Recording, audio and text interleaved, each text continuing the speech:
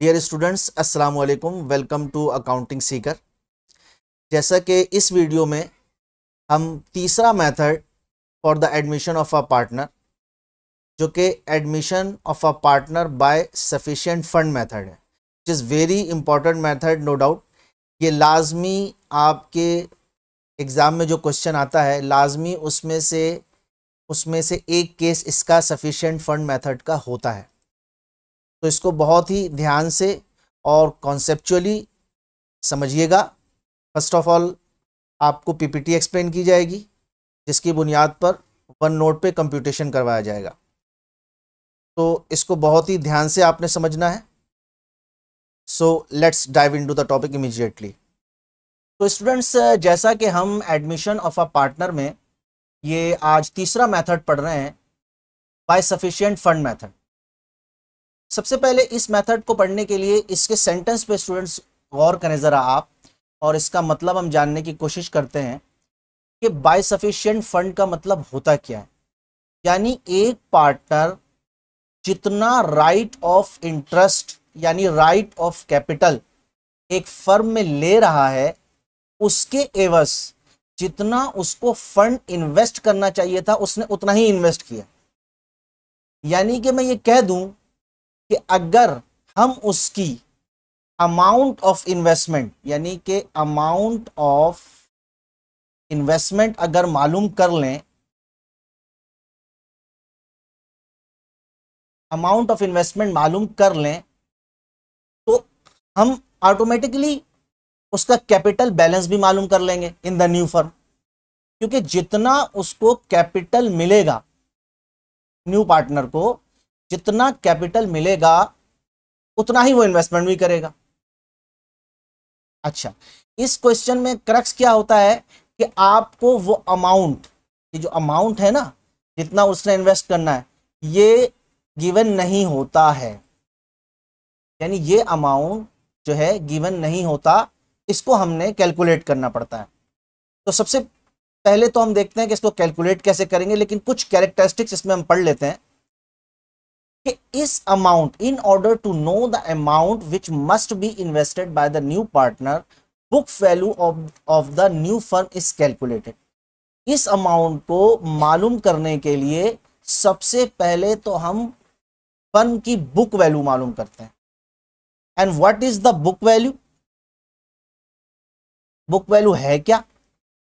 Book value is actually the worth of the firm, कि इस firm की worth क्या है, और उस वर्थ के मुताबिक ओल्ड पार्टनर्स की इन्वेस्टमेंट जो कि पहले से ऑलरेडी मौजूद है, और न्यू पार्टनर की इन्वेस्टमेंट क्या होनी चाहिए, यही तो हमें जानना भी है कि अमाउंट ऑफ इन्वेस्टमेंट क्या है, और वही कैपिटल बैलेंस भी होगा।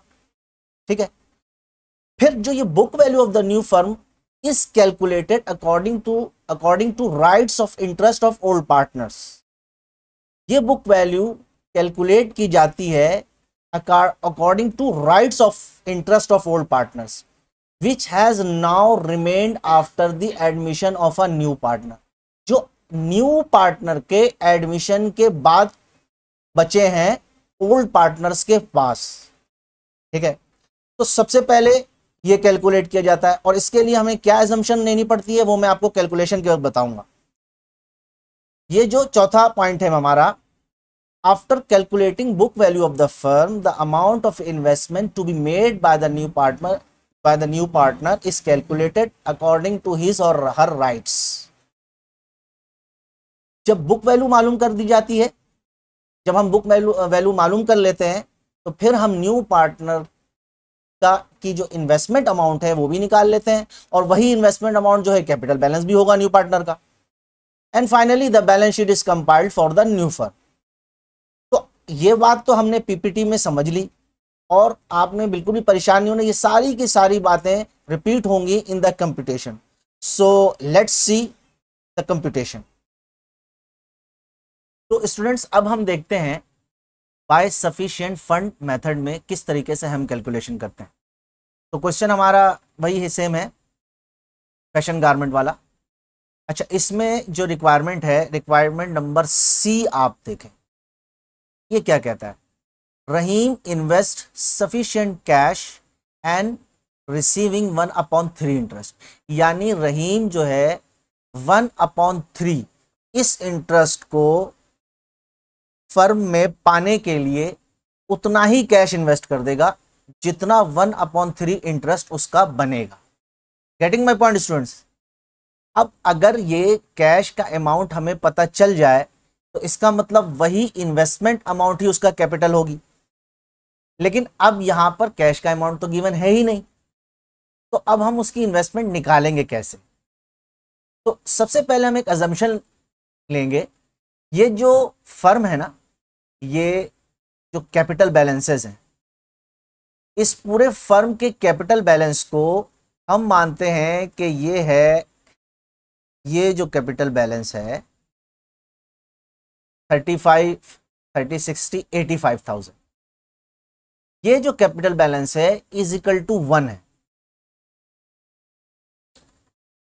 अब देखना हमें यह है कि नया पार्टनर जो है, जो नया पार्टनर है उसको कितना मिल रहा है, 1/3।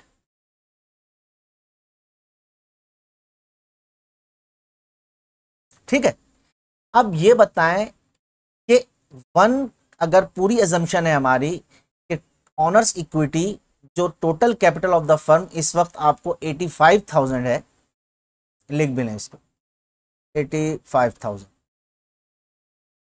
वो 1 के बराबर है इस वक्त।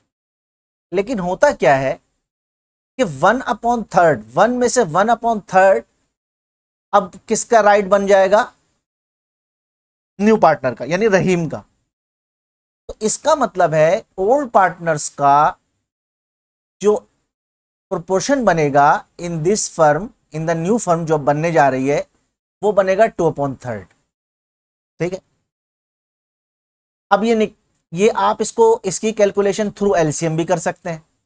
ठीक है, जैसे कि आपने ये लिखा 1/3, अब बचा कितना, 1 - 1/3 में से इसके नीचे 1 लगा लें, 3 आ गया एलसीएम, 1 3 ज़ा 3 और 3 1 ज़ा 3 और 3 1 ज़ा 3 और 1 1 ज़ा 1, 3 - 1 2, 2/3। ये मैंने आपको इसकी कैलकुलेशन भी करके दिखा दी। तो अगर आप लिखेंगे इस तरीके से कैलकुलेशन में, if 2/3 interest, so old partners capital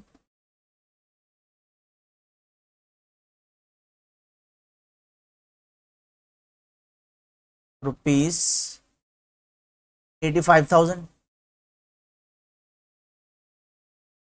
if 1 interest, अगर अब 1 इंटरेस्ट हो, so total capital of the firm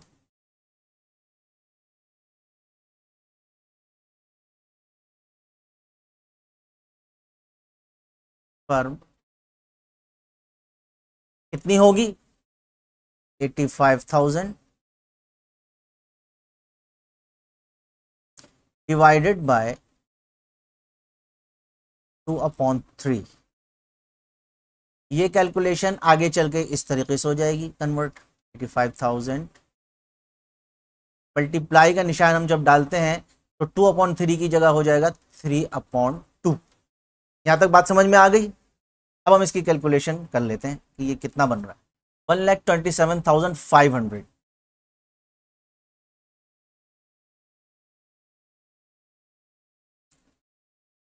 $1,27,500।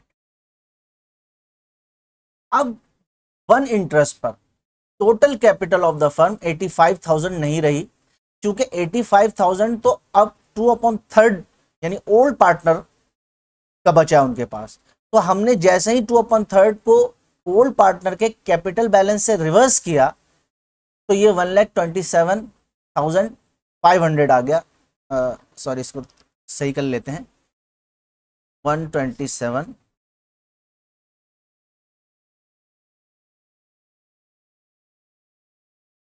500 आ गया।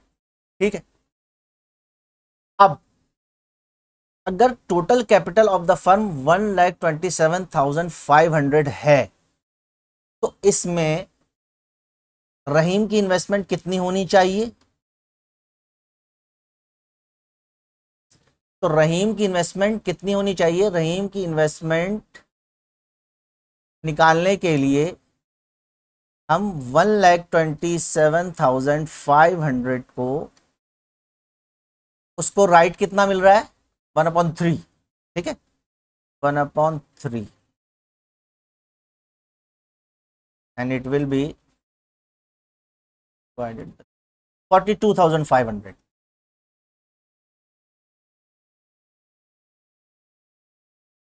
42,500। तो स्टूडेंट रहीम की इन्वेस्टमेंट हमें पता चल गई कि 42,500 रहीम की इन्वेस्टमेंट होनी चाहिए, और यही तो हमें पता करनी थी कि उसने सफिशिएंट फंड का मतलब ही यही है, सफिशिएंट कैश का मतलब ही यही है कि उतना कैश लाया जितना कैश उसको लाना चाहिए था। तो according to total capital of the firm of the new firm, बल्कि 1,27,500 है जो कि उसके मुताबिक इसको 42,500 की इन्वेस्टमेंट करनी चाहिए, क्योंकि ये इसमें से 1/3 ले रहा है। तो रहीम की इन्वेस्टमेंट भी पता चल गई हमें।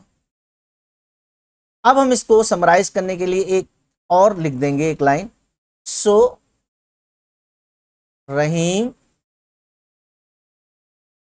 Is to be credited bye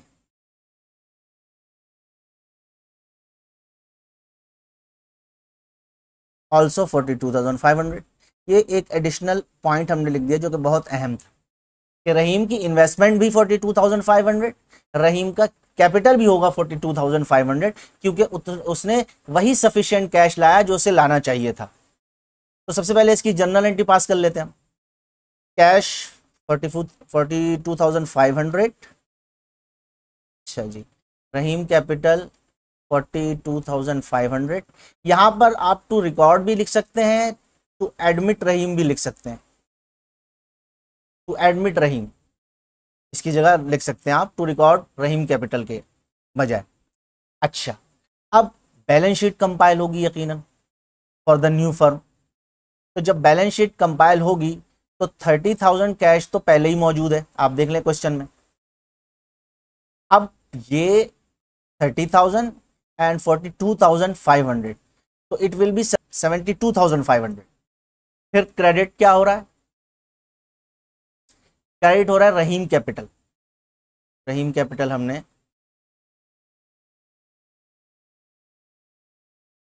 क्योंकि रहीम एडमिट हो गया कितने से? 42,500 से। और ये 20,000 वाले साहब कौन है? इनको मैं भूल गया, मिट गया, वो माजिद का नाम दोबारा लिख लेते हैं।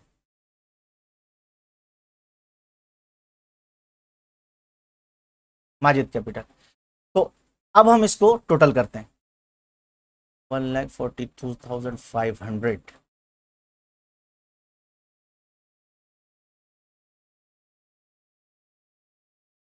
will also be 1,05,000।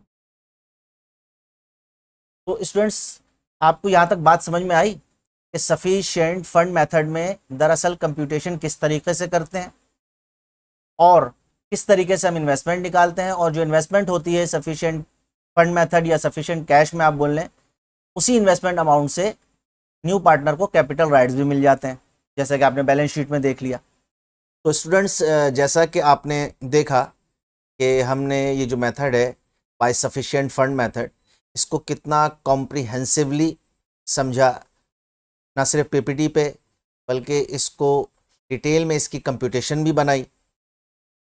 वक्त बेशक थोड़ा सा ज़्यादा लिया, लेकिन मैं गारंटी देता हूँ कि ये वक्त अगर आपने डेडिकेट कर दिया टू दिस वीडियो तो सफिशिएंट फंड मेथड 100% आपकी ग्रिप में होगा। और मेरी वीडियो देखते वक्त किसी भी पार्ट को स्किप ना किया करें या फॉरवर्ड करके ना देखा करें, क्योंकि कोई भी इम्पोर्टेंट कॉन्सेप्ट आपसे रह सकता है। आप से छूट सकता है, क्योंकि एमसीक्यूज भी आना है, आपको पता है। तो मैं अपने वीडियोस में टोटल टॉपिक को कवर करता हूं कि कोई चीज़ छूटे ना। लेकिन इसके बाद भी इस टॉपिक से रिलेटेड आपकी कोई भी क्यूरी है, कोई भी बात आपको समझ में नहीं आई, आप मुझसे बिल्कुल पूछें, मैं आपको बर वक्त जवाब दूंगा और उस क्यूरी को रिजॉल्व करूंगा। और जैसा कि आपको तो पता ही है CTA मेरा क्या होता है, कि आप इसकी प्रैक्टिस स्टार्ट कर दें। जितने मेथड्स हम पढ़ चुके 3, उसके मुताबिक बुक उठाएं और प्रैक्टिस शुरू कर दें, ताकि आप इसमें एक्सपर्ट हो जाएं। तो इसके बाद हम देखेंगे बोनस मेथड और उसके बाद गुडविल। तो जब तक के लिए अल्लाह हाफिज़। Thank you for your time.